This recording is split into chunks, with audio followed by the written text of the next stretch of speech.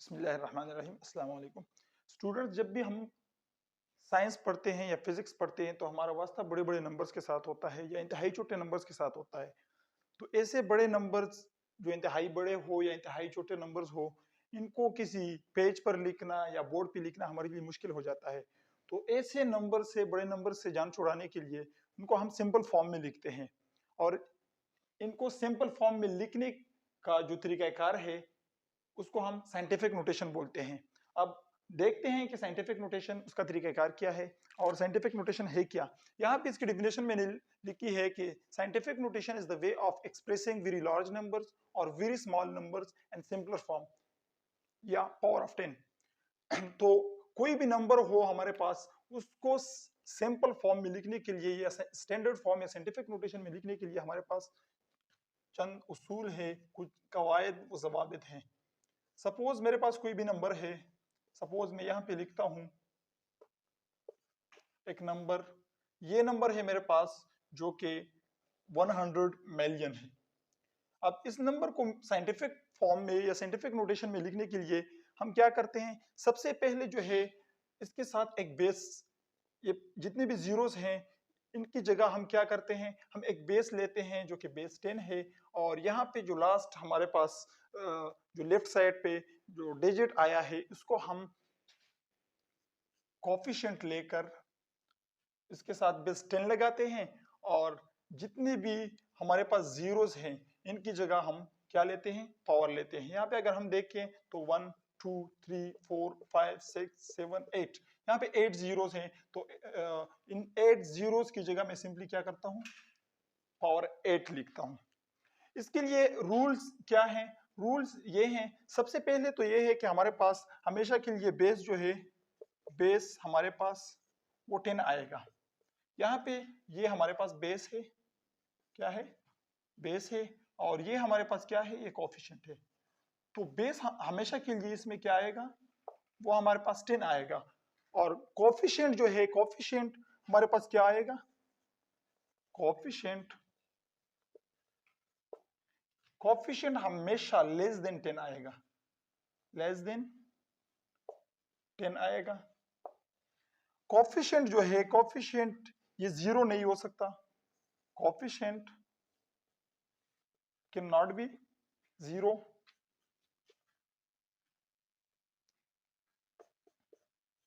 ये जीरो नहीं हो सकता, तो कोफिशिएंट हमारे पास जीरो नहीं हो सकता। और बेस जो है, बेस हमेशा के लिए यहाँ पे 10 आएगा। और बेस के ऊपर जो हम एक्सपोनेंट लगाते हैं तो इसके लिए क्या रूल्स हैं कि एक्सपोनेंट जो है हमारे पास ये जीरो नहीं हो सकता, exponent can not be zero. दूसरा क्या है कि एक्सपोनेंट जो है वो इट मे बी पॉजिटिव और negative integer, it may be, ये पॉजिटिव इंटीजर भी हो सकता है और नेगेटिव इंटीजर, कोई पॉजिटिव नंबर भी हो सकती है या फिर कोई नेगेटिव नंबर भी हो सकती है। तो स्टूडेंट्स, आगे चलते हैं, इसके ऊपर कोई एग्जांपल हम लेते हैं। सपोज हमारे पास ये नंबर है। सबसे पहली चीज, जब भी हम इसके ऊपर एग्जांपल करते हैं तो ये चीज जहन में रखनी चाहिए कि कोई भी हमारे पास नंबर हो, सपोज यहाँ पे मैं कोई नंबर 20 लेता हूँ, तो इसमें हम देखते हैं कि इस नंबर में पॉइंट किस जगह पे है, डेसिमल पॉइंट कहाँ पे, यहाँ पे कहाँ पे प्लेस हुआ है। तो डेसिमल पॉइंट अगर मैं देखूं तो इस नंबर में डेसिमल पॉइंट कहीं पे नजर नहीं आ रहा, तो इसका मतलब है कि इसमें डेसिमल पॉइंट नहीं है, नहीं बल्कि इसमें डेसिमल पॉइंट होता है, लेकिन डेसिमल पॉइंट अगर ना हो तो इसका मतलब है कि डेसिमल पॉइंट यहाँ लास्ट में जरूर है। और इस डेसिमल पॉइंट को लिखने की हमारे लिए कोई जरूरत यहाँ पे नहीं पड़ती। और इस डेसिमल पॉइंट के बाद अगर कोई जीरो है, वो 1 जीरो है या 2 है, 2 जीरोज हैं या 3 जीरोज हैं या 4 जीरोज हैं, तो इनकी कोई अहमियत नहीं बचती। इस पॉइंट के बाद जितने भी जीरोज हम लगाएं, इन्फिनिटी तक हम जीरोज लगा सकते हैं, लेकिन इनकी कोई अहमियत नहीं बचती जब तक इनके साथ कोई नॉन जीरो डिजिट न लगाया गया हो। तो इसलिए अक्सर हमारे पास न्यूमेरिकल प्रॉब्लम्स में आता है कि 10.0 कोई नंबर आ जाता है 10.0, या तो इसका मतलब अगर मैं सिंपल लिखूं कि ये 10 है तो इसमें फिर कोई शक नहीं होनी चाहिए। अक्सर स्टूडेंट्स इसको बाज दफा जो है वो समझ लेते हैं कि ये 10 नहीं है बल्कि ये 100 है, क्योंकि यहाँ पे 2 जीरोस लगे हैं। 2 जीरोस नहीं बल्कि यहाँ पे पॉइंट लगा है, तो पॉइंट का मतलब ये है कि इसके बाद अगर हम 1000 जीरोस भी लगाएं तो उनकी कोई अहमियत नहीं बचती। इसी तरह बाज दफा हमारे पास आ जाता है 2.0 लिखा होता है, तो इसका मतलब हरगिज 20 नहीं होता बल्कि इसका मतलब होता है सिर्फ 2। ये जीरो हम पॉइंट को वाज़ेह करने के लिए लगाते हैं कि मतलब यहाँ पे जो है 2 के बाद कोई जीरो नहीं है बल्कि 2 के बाद सिर्फ डेसिमल पॉइंट है। अच्छा, इसके अलावा जो है अगर हमारे पास सिचुएशन ऐसी है कि ये कोई भी हमारे पास नंबर है और इसके लेफ्ट साइड पे जीरोस, लेफ्ट साइड पे जीरोस हैं और फिर कहीं पे डेसिमल पॉइंट लगा हुआ है, फिर डेसिमल पॉइंट के बाद अगर जीरोस आ रहे हैं तो इन जीरोस की भी कोई अहमियत नहीं होती है। यहाँ पे हम अमूमन सिर्फ एक ही जीरो लगाते हैं, 0.0001। ये जीरो लास्ट में जो जीरो लगाते हैं इसकी कोई अहमियत नहीं होती है, ये सिर्फ हम इसलिए लगाते हैं कि ये पॉइंट हमें वाजे हो कि मतलब इसके बाद यहाँ पे जो है हमारे पास पॉइंट है, तो हमें ये वाजे हो कि ये 0001 नहीं है बल्कि ये 0.0001 है। तो इसलिए हम यहाँ पे जीरो लगाते हैं ताकि ये पॉइंट हमारे पास वाजे हो। तो ये चंद ऐसी चीजें हैं जिनको जहन में रखना जरूरी होता है। अक्सर इसमें जो है लड़के फंस जाते हैं, बाज दफा इस जीरो को भी काउंट कर लेते हैं।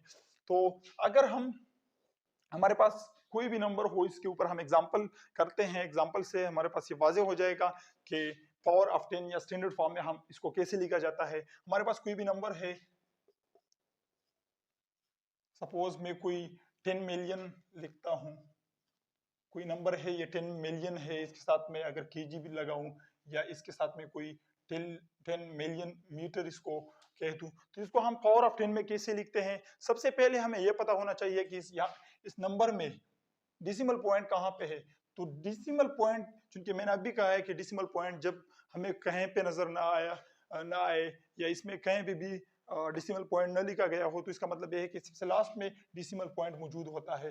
तो इस डेसिमल पॉइंट को हम क्या करते हैं, यहाँ से उठाते हैं और फर्स्ट नॉन जीरो डिजिट के राइट साइड पे लिखते हैं। यहाँ पे अगर हम देखें तो ये जीरो है, ये जीरो है, ये सारे जीरोस है। आखिर में ये 1 जो है ये नॉन जीरो डिजिट है। 1 से लेकर 9 तक ये सारे नॉन जीरो डिजिट कहलाते हैं। तो ये 1 से लेकर 9 तक यहाँ पे सिर्फ एक ही मेरे पास डिजिट है जो कि 1 है। तो इसके राइट साइड पे हम क्या करते हैं, प्लेस करते हैं पॉइंट को, डेसिमल पॉइंट को इसके राइट साइड पे मैं प्लेस करूंगा और उसके बाद क्या करूंगा, इसके साथ में बेस 10 लगाऊंगा। अब कितने नंबर्स या कितने जीरो छोड़ के मैंने ये पॉइंट लगाया है, ये इसका पावर आएगा।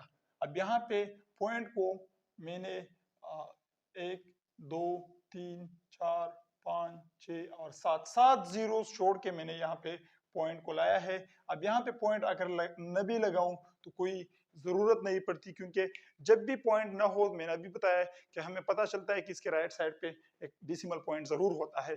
तो यहाँ पे 7 जीरो छोड़ के मैंने पॉइंट यहाँ पे रखा है। तो इसका मतलब ये है कि यहाँ पे पावर में, बेस के पावर में हमारे पास 7 आएगा। और 7 जब भी हम पॉइंट को from right side to left ले जाते हैं, तो इसके लिए हम क्या करते हैं, इसके लिए हम पावर लिखते हैं। जितने डिजिट छोड़ के हमने पॉइंट लाया है उतना हमारे पास पावर आएगा, लेकिन ये पावर पॉजिटिव आएगा, ये कोई पॉजिटिव नंबर होगा। इसके साथ पॉजिटिव साइन इसलिए हम नहीं लगाते हैं क्योंकि जहां भी डिजिट के साथ कोई पॉजिटिव या नेगेटिव साइन न लगा हो, तो इसका मतलब ये होता है कि यहाँ पे एक पॉजिटिव साइन जरूर है। इससे हमें पता चलता है कि ये एक्सपोनेंट या पावर जो है ये पॉजिटिव है। अब नेगेटिव किस केस में आएगा, नेगेटिव जो है अगर हमारे पास कोई नंबर है 0.00, कोई इस तरह का हमारे पास पॉइंट कोई नंबर है। अब यहाँ पे देखे, यहाँ पे 6 जीरोस हैं to the left of the non zero digit. इसको अगर हमने पावर ऑफ 10 में लिखना हो तो हम क्या करते हैं, यही तरीका करते हैं कि पॉइंट को हम ले जाते हैं नॉन जीरो डिजिट के राइट साइड पे, first non zero digit from left to right हमारे पास जो भी फर्स्ट नॉन जीरो डिजिट आता है तो इसके राइट साइड पे हम पॉइंट लगाएंगे, यहाँ पे 1 पॉइंट यहाँ पे आएगा। अब पॉइंट लिखने की जरूरत नहीं है और इसके साथ बेस 10 हम लगाते हैं और कितने डिजिट्स छोड़ के हमने यहाँ पॉइंट यहाँ पे लाया है तो वो हम गिनते हैं कि यहाँ पे हमारे पास 0 1 2 3 4 5 6 और 7 डिजिट्स छोड़ के, यहाँ पे 6 जीरोस हैं और एक 1, तो 7 डिजिट्स छोड़ के पॉइंट मैंने यहाँ पे लाया है तो इसका मतलब यहाँ पे पावर में 7 आएगा। लेकिन 7 के साथ हम नेगेटिव साइन लगाएंगे, वो किस लिए? वो इसलिए कि जब भी हम पॉइंट को फ्रॉम लेफ्ट टू राइट ले जाते हैं तो वहां पे एक्सपोनेंट के साथ साइन जो है वो नेगेटिव आएगा। अब इस पॉजिटिव साइन को या नेगेटिव साइन को अगर मैं डिटेल के साथ एक्सप्लेन करना चाहूँ तो इसका मतलब क्या होता है, इसको हम एक दूसरे तरीके से देख सकते हैं कि अगर सपोज हमारे पास कोई 100 है, मेरे पास नंबर है 100, इसको अगर मैं पावर ऑफ 10 में लिखना चाहूँ तो 100 में पॉइंट, चूंकि यहाँ पे हम कहते हैं कि पॉइंट यहाँ पे है, तो पॉइंट को अगर मैं इस तरफ ले आऊँ तो ये हमारे पास पावर ऑफ 10 में आएगा 1 × 10 raise to the power 2 digits छोड़ के पॉइंट हम यहाँ पे लाते हैं तो पावर 2 आएगा और ये +2 है। ये +2 क्यों है? क्योंकि हमें पता है कि 100 को हम इस तरह से भी लिख सकते हैं 10 × 10 और प्रोडक्ट लॉ जो हमने पढ़ा हुआ है क्लास 7 में या पिछले लेक्चर में जो मैंने कराया था प्रोडक्ट लॉ, तो उसमें हम ये कहते हैं कि जब भी सेम बेसिस हो तो इनके पावर्स को हम ऐड कर लेते हैं। तो यहाँ पे दो बेसिस है सेम तो इनके पावर्स भी 1 + 1 = 2, तो 10 पावर 2 बन जाते हैं। और 10 पावर 2 के साथ अगर मैं मल्टीप्लाई बाई 1 कोफिशिएंट 1, क्योंकि हमें पता होता है जिस बेस के साथ भी कोई कोफिशिएंट न हो तो वहां पे एक कोफिशिएंट जरूर होता है जो कि 1 की सूरत में होता है। तो यहाँ पे 1 × 10 रेज़ टू द पावर 2 ये बन जाएगा, या 1 लिखने की जरूरत भी नहीं पड़ती। यहाँ पे भी 1 लिखने की जरूरत इसलिए नहीं पड़ती कि हमें पता है कि यहाँ पे 1 एक कोफिशिएंट 1 मौजूद है और यहाँ पे भी हमें पता है कि एक कोफिशिएंट 1 जो है वो मौजूद है। अगर मैं इसको 100 की जगह 200 ले लूं 200 और इसको मैं पावर ऑफ 10 में लिखना चाहूं तो मैं किस तरह से लिख सकता हूं? पॉइंट यहां से ले जाएंगे, फर्स्ट नॉन जीरो डिजिट यहाँ पे 2 है और बेस हम लगाएंगे 10। अब 2 डिजिट्स छोड़ के हम पॉइंट ले जाते हैं तो यहाँ पे पावर में 2 आएगा। अगर इस तरीके से मैं देखना चाहूं तो 2 को मैं लिख सकता हूं 2 × 100 2 × 10 मल्टीप्लाई बाई 10। 2 को 10 के साथ मल्टीप्लाई करें तो 20 बन जाता है और अगेन 10 के साथ मल्टीप्लाई करें तो फिर 200 बन जाता है। अब ये दो सेम बेसिस है तो दो सेम बेसिस की जगह मैं क्या लिख सकता हूँ? मैं प्रोडक्ट लॉ को अप्लाई करके मैं लिख सकता हूँ कि इनसे हम एक बेस लेंगे और इनके पावर्स को ऐड करें तो दो बेसिस हैं तो इनके पावर भी 2 हो जाएगा। अब यहाँ पे देखिए दोनों सेम आ जाते हैं। अब माइनस में जो हम देखते हैं तो माइनस में हम क्या करते हैं? माइनस में अगर मेरे पास है 0.02 मीटर कोई नंबर है, अगर इसको मैं पावर ऑफ 10 में लिखना चाहूं तो मैं इस तरह से लिख सकता हूं कि 2 × 10 raise to the power -2 meter, क्योंकि पॉइंट को यहां से मैंने 2 डिजिट्स छोड़ के यहाँ पे लिखा है, इस तरफ ले गया हूं और वो राइट साइड पे लेकर गया हूं तो इसलिए नेगेटिव साइन आएगा। तो इसको दूसरे तरीके से मैं इस तरह से देख सकता हूं कि अक्सर हम लोअर क्लासेस में हमें टीचर्स यही कहते थे कि एक आसान सा तरीका हम अपनाते थे कि जब भी इस तरह की कोई कंडीशन हो तो पॉइंट को खत्म करने के लिए वो अक्सर हमें कहते थे कि इसके नीचे क्या करें, 0.02 अगर कोई इस तरह का डिजिट है तो पॉइंट की जगह 1 लगाएं और जितनी भी इस तरफ डिजिट हैं तो इनकी जगह हम क्या लगाएं? जीरोस लगाएं। तो ये हमारे पास ये पॉइंट और ये जीरोस खत्म हो जाते हैं। तो मतलब 0.02 को मैं लिख सकता हूँ 2/100 की शक्ल में और 100 को मैं किस तरह से लिख सकता हूँ 10 स्क्वायर की शक्ल में। और अगर क्वोशिएंट लॉ अप्लाई कर ले, डिनोमिनेटर को मैं ऊपर ले जाऊं और ये फ्रैक्शन से मैं इसको प्रोडक्ट फॉर्म में ले जाऊं तो ये हमारे पास 10 ऊपर जाएगा और जो नीचे का पावर है इसका साइन चेंज होगा, अगर ये पॉजिटिव है तो ये नेगेटिव बन जाएगा। तो इस तरीके से मैं कह सकता हूँ कि ये पावर ऑफ 10 में हो गया है। तो अगर यहाँ पे इस आंसर को मैं देखूं और यहाँ पे देखूं तो ये दोनों सेम बन जाते हैं।